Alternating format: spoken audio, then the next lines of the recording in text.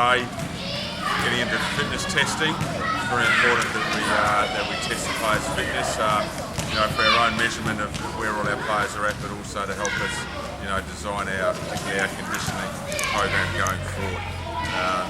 They'll now travel down to the gym for strength testing, and tomorrow we'll be working on rugby.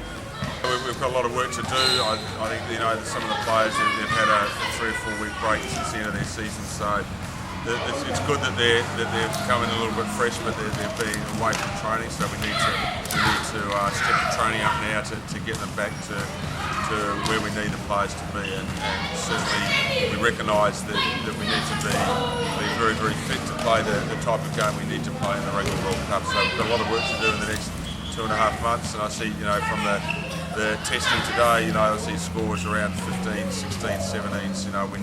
We need to see scores, 18s, 19s, even in the 20s by the time we depart from June for the Rugby World Cup. There's only one way you get better. It's hard work, and there'll be plenty of hard work in the coming weeks and months.